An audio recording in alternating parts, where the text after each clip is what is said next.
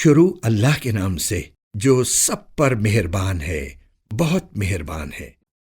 کیا میں تمہیں بتاؤں کہ شیاطین کن لوگوں پر اترتے ہیں؟ وہ ہر ایسے شخص پر اترتے ہیں جو پرلے درجے کا جھوٹا گناہگار ہو۔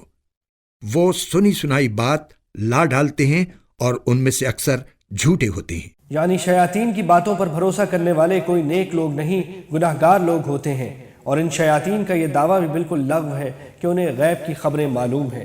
ہوتا یہ ہے کہ کبھی فرشتوں کی کوئی بات ان کے کانوں میں پڑ جاتی ہے تو وہ اس میں بہت سے جھوٹ شامل کر کے اپنے معتقدین کو آ کر بتا دیتے ہیں۔ رہے شاعر لوگ تو ان کے پیچھے تو بے راہ لوگ چلتے ہیں۔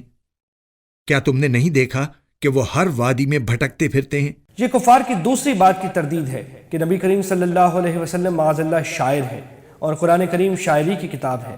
اللہ تعالیٰ فرماتے ہیں کہ شاعری تو ایک تخیلاتی چیز ہے جس کا بسا اوقات حقیقت سے تعلق نہیں ہوتا، چنانچہ وہ اپنی خیالی وادیوں میں بھٹکتے رہتے ہیں، طرح طرح کے مبالغے کرتے ہیں اور تشبیہات اور استعاروں میں حد سے گزر جاتے ہیں۔ اس لیے جو لوگ شاعری ہی کو اپنا اوڑھنا بچھونا بنا لیتے ہیں ان کو بھی کوئی اپنا دینی پیشوا نہیں بناتا، اور اگر کوئی ان کو اپنا مقتدی بناتا بھی ہے تو وہ جو خود گمراہ ہو اور حقیقت کے بجائے خیالی دنیا میں رہنا چاہتا ہو۔ اور یہ کہ وہ ایسی باتیں کہتے ہیں جو کرتے نہیں ہیں۔ یعنی اپنی شیخی بگھارتے ہوئے ایسے دعوے کرتے ہیں جن کا ان کی عملی زندگی سے کوئی تعلق نہیں ہوتا۔ ہاں، مگر وہ لوگ مستثنی ہیں جو ایمان لائے اور انہوں نے نیک عمل کیے اور اللہ کو کثرت سے یاد کیا اور اپنے اوپر ظلم ہونے کے بعد اس کا بدلہ لیا، اور ظلم کرنے والوں کو عنقریب پتہ چل جائے گا کہ وہ کس انجام کی طرف پلٹ رہے ہیں۔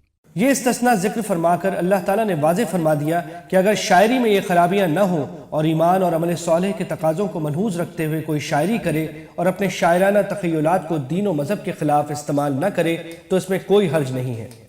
اور ظلم کا بدلہ لینے کا ذکر بطور خاص اس لیے کیا گیا ہے کہ اس زمانے میں شاعری پروپیگنڈے کا سب سے مؤثر ذریعہ سمجھی جاتی تھی۔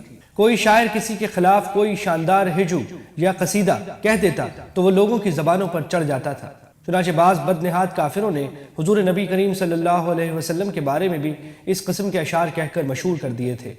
بعض صحابہ مثلا حضرت حسان بن ثابت اور حضرت عبداللہ بن رواحہ نے اس کے جواب میں حضرت صلی اللہ علیہ وسلم کی شان میں نعتیہ قصیدے کہے اور ان میں کفار کے اعتراضات کا جواب دیا، بلکہ ان کی اپنی حقیقت واضح فرمائی۔